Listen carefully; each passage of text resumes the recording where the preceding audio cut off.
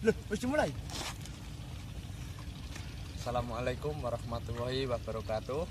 Sebelumnya perkenalkan, nama saya Muhammad Cahyo Nugroho. Sudah jelas kan? Ya, saya dari kelas 10 PDR. Saya akan menyampaikan materi-materi yang telah disampaikan oleh Pak Iwan.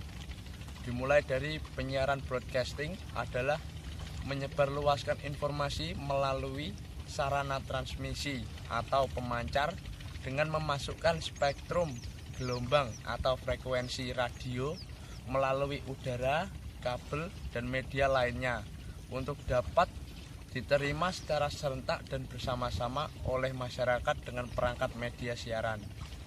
Dan selanjutnya, sejarah media penyiaran di dunia dapat dibagi menjadi dua bagian, yaitu sejarah media penyiaran sebagai penemuan teknologi, dan yang kedua, sejarah media penyiaran sebagai suatu industri.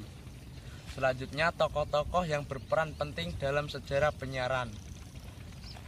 Ada Michael Faraday, yaitu seorang ahli fisika asal Inggris, penemu induksi elektromagnet. Dan selanjutnya ada James Allen Maxwell, yaitu seorang ahli astronomi fisika Skotlandia, penemu gelombang elektromagnet. Dan selanjutnya ada Guglielmo Marconi, yaitu seorang ilmuwan asal Italia, penemu pesawat radio.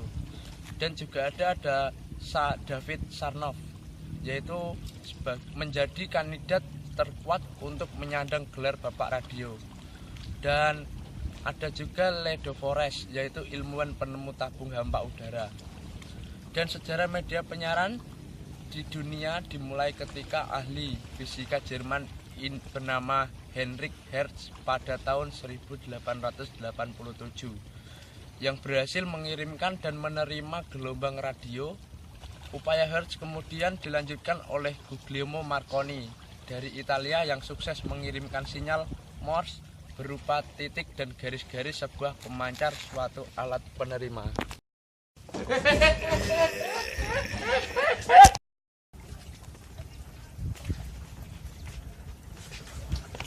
Halo, kita lanjut lagi.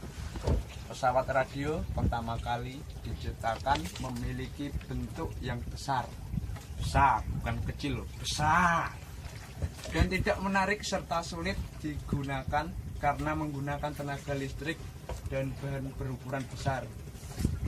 Dan saat itu stasiun radio pertama kali muncul ketika seorang ahli teknik bernama Frank Conrad di Pittsburgh, Amerika Serikat pada tahun 1920. Dan saya lanjutkan munculnya radio FM.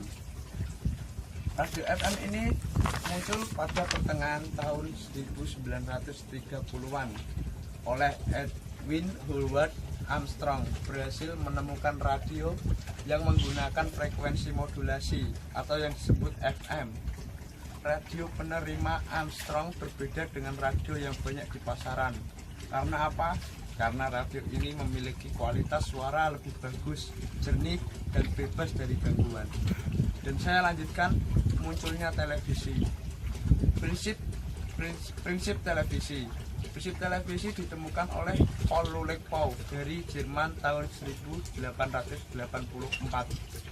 Kemunculan televisi pada awal dianggap biasa saja oleh masyarakat karena pesawat televisi ketika itu masih mahal dan belum banyak program tersedia. Dan televisi di Indonesia, siaran televisi di Indonesia dimulai pada tahun 1962.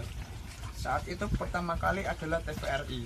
Saat itu TVRI menayangkan langsung upacara hari ulang tahun kemerdekaan Indonesia ke-17 pada tanggal 17 Agustus 1962.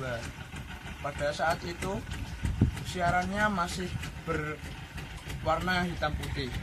Siaran langsung itu masih terhitung sebagai siaran percobaan siaran resmi TVRI. Baru dimulai 24 Agustus 1962, yaitu menyiarkan langsung upacara pembukaan Asian Games ke-4 dari Stadion Utama Gelora Bung Karno, dan waktu pukul yaitu 14.30.